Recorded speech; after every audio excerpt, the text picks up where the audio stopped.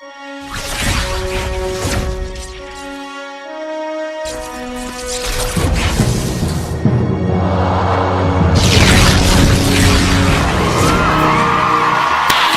up, my people?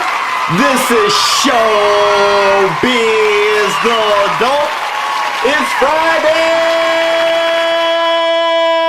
baby. All right, man, look. Andy Ruiz, he said that he wants Deontay Wilder after Anthony Joshua. The question is he looking past Anthony Joshua? Let's talk about the Anthony Joshua rematch with Andy Ruiz first.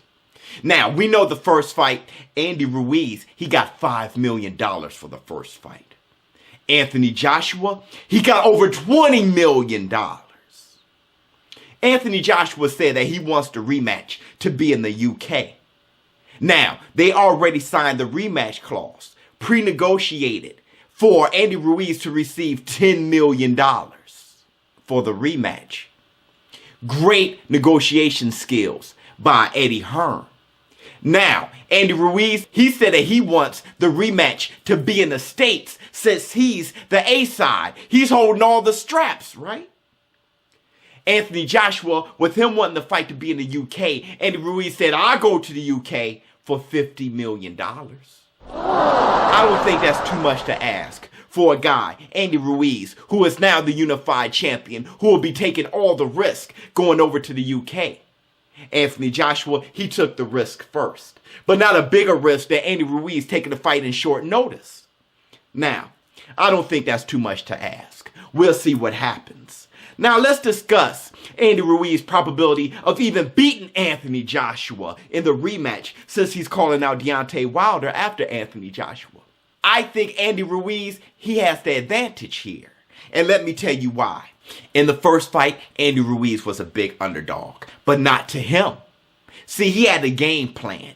He knew that Anthony Joshua's hands weren't as fast as his own. He also knew that Anthony Joshua gets a bit tired. And he knew that he can bet on his chin being stronger than Anthony Joshua's. Now, Andy Ruiz, he never been dropped before, so of course he feels he has a greater chin than Anthony Joshua. Guess what happened? In the third round, Andy Ruiz floored by Anthony Joshua by a left hook right on the button. Andy Ruiz never been there before. Foreign land. Here's a quote from the late and great Cus D'Amato in Mike Tyson's book, The Undisputed Truth. Cus D'Amato says to Mike Tyson, and I quote, "You think you know the difference between a hero and a coward, Mike?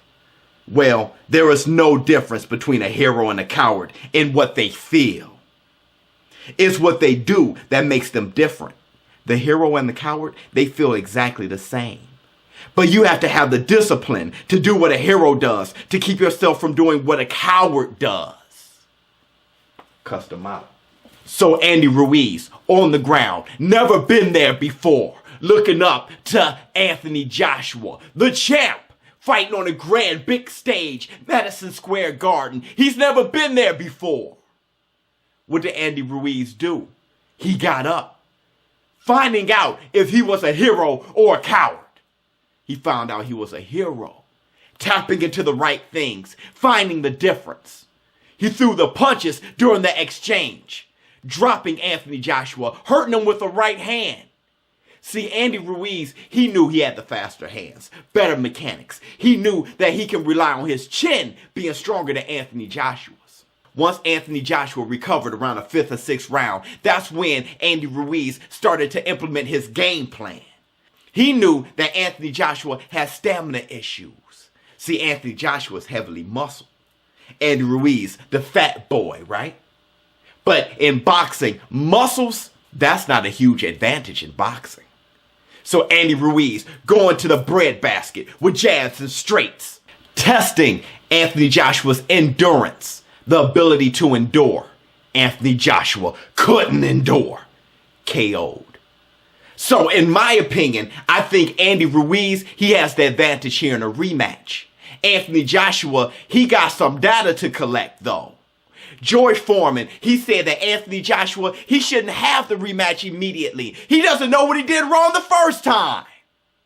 He also said that a broken jaw is like a broken leg. It takes about a year to heal. We saw with Roy Jones Jr. coming back too soon after the Tarver loss. He was sitting on the ground. It looked traumatic. Glenn Johnson knocking out Roy Jones Jr. But Lennox Lewis, he also took a devastating knockout by the hands of Rahman. He came back 6 months later to knock out Rahman because he had the data. He adjusted. Can Anthony Joshua do the same thing? Here's another thing that we need to consider. Andy Ruiz, he also has data. See, he never fought Anthony Joshua. Now he has. He never fought on a grand big stage like Madison Square Garden for 4 belts. Now he's the champion. He also collected some data there. Both of them are going to be better. I give the advantage to Andy Ruiz. I think he's a better fighter. Now, let's talk about Andy Ruiz versus Deontay Wilder. The probability of that happening, very probable. Both of them are with the PBC. Al Heyman, he got all the heavyweight belts. Tyson Fury, though, he's after Ortiz. I think Deontay Wilder needs to handle that business first. After that, if they both get past their opponents, then the probability of them meeting, very high. Because they're both with the PBC. It's not going to be as difficult to negotiate like Deontay Wilder versus Anthony Joshua. So, Deontay Wilder versus Andy Ruiz, how would that fight go? Deontay Wilder, he's not Anthony Joshua. Deontay Wilder, he isn't Joseph Parker. Different fighter. Better jab than Anthony Joshua. More devastating right hand as well.